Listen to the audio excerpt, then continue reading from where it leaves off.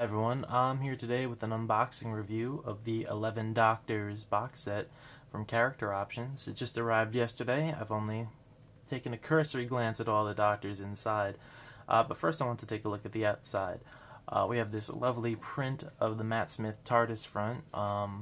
Pretty much looks the same as all the other TARDISes, except of course it has the St. John's Ambulance sticker that the first Doctor's TARDIS had and that they've brought back for Series 5. Also has the new logo. You're not going to notice it from here because I have to take this far away to take this good of a shot of it, of the whole thing. The set is about 18 inches high, so it's a pretty bulky set, and it comes in a pretty big box when you get it shipped to you. So that said, let's open up the TARDIS doors. They're held on by Velcro, and take a look at the figures inside. So here we have the 11 Doctors inside of the box. As you can see, the inside of the box is really just a plastic sheet over the plastic figure carrier, and that has a little bit of a backing, which is a purple star field. On the sides, we have a rundown of each of the Doctors. They appear to be, with a couple exceptions, of the episode off which that Doctor's outfit is based for this set. Notable exceptions seem to be the first Doctor's picture. Looks like that might be from the Celestial Toymaker.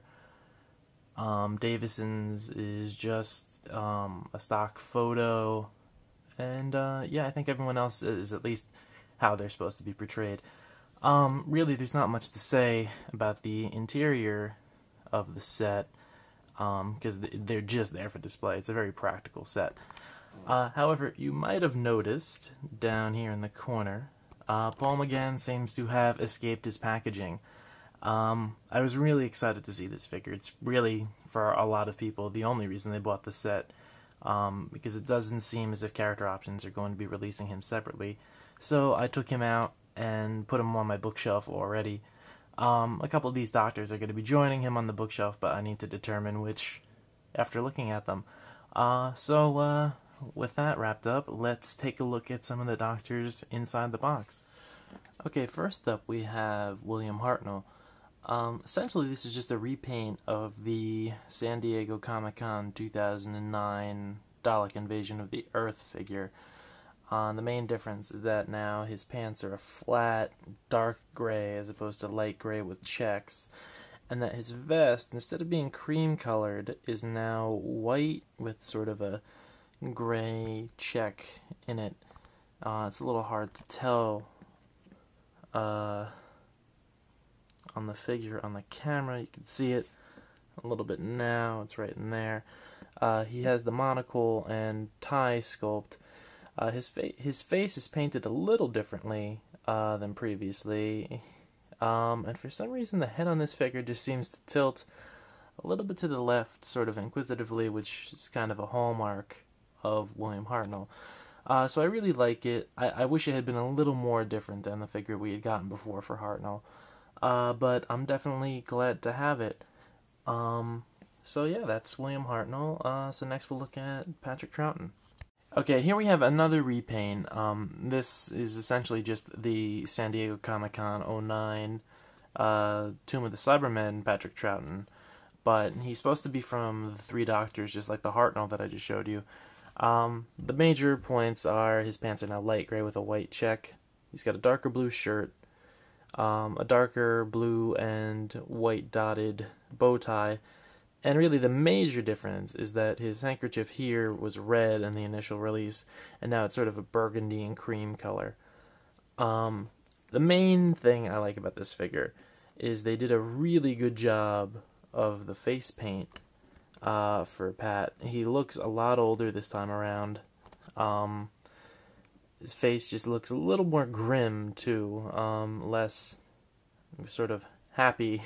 So it just looks more like Patrick Troughton than the original release. So I'm really excited to have it. And he's probably going to replace the Pat I already have, because he just looks a little more realistic. Now next we have the Jon Pertwee from Carnival of Monsters. From the initial pictures, I really didn't like this figure. The green sort of looked really garish with the brown and the red cape. I still really don't like the electric green shirt that he has, but the black ascot really sort of hides it. However, in person, it really works. It really looks like Jon Pertwee. He's got a little bit on this figure, a George Hamilton tan. He's really darker than the other Jon I have. I don't know that I love it as much as my Day of the Daleks one. I really like the black suit look more on Jon Pertwee, even in the episodes. However, I think this is a really awesome figure. I'm glad we got something sort of original. The likeness of Jon is great. He's got these really intense blue eyes that when you sort of look at him, he's staring at you. And, you know, it's sort of a classic look for the Doctor, and something different. Again, the face sculpt is exactly the same as the 3 previous Pertwees they put out. Just the darker skin tone for some reason. The hair looks a lot better this time. I know a lot of people were calling him the B. Arthur Doctor with the last release. But again, I think he looks really nice in person. Next up, we have the Seeds of Doom Tom Baker, which from the prototypes I was initially leery of him too. Sort of the tweed coat that he wears in the episode looked really white in the prototype, and I think it looks a little white on video too. I still think it maybe would look a little bit better if it were shade or two darker gray, but it's really nice. I really like the brown touches, his collar and his wrists, as well as the elbow patches on the back. The coat has that great textured tweed feel that the Matt Smith Doctor action figure has. The scarf I've heard, I don't really know, I don't pay attention to the different scarf lengths and colors. It's not accurate to the episode, I really don't care. He's got cool spats on his shoes. It seems as if the vest, pants, and ascot are just the same as the Pyramids of Mars Doctor. It's just a new coat and a new hat on the figure. Now, there was a little bit of controversy over the molds of Tom Baker's face. Some figures appear as if Tom is witness to a murder. His eyebrows are really high and his eyes are bulging out of his head. My Tom certainly looks surprised, but sort of in that Tom Baker, I just saw a monster way, and it's a really cool effect, and it looks a little different than other action figures. I know it doesn't really show up on the figure with my camera. I'm trying to put another light on it to see if we can get it. So I'm glad mine sort of came out in a less surprised look. I'm also a big fan of the hat, sort of bigger and floppier than the initial hat release, so I'm really happy with this Tom. He's definitely going on my bookshelf. Might not replace the first season Tom Baker, but we'll see. I think it's a great figure and a nice addition to this line of toys.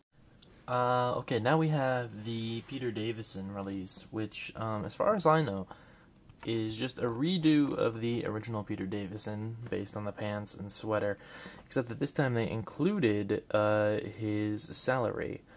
I know there was a whole big controversy over that originally, and I kind of lucked out in that I missed the original release of Davison and then picked up the Time Crash set, which has sort of weird pants but celery, so an interesting trade-off.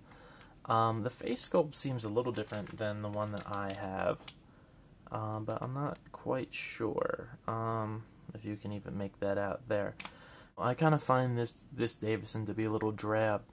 The olive in his pants, and the fact that they painted his celery kind of like gray and like olive green, which sort of makes it look dead. And I don't know, it looks like it should maybe be a sort of scuffed up Caves of Androzani Regeneration Doctor.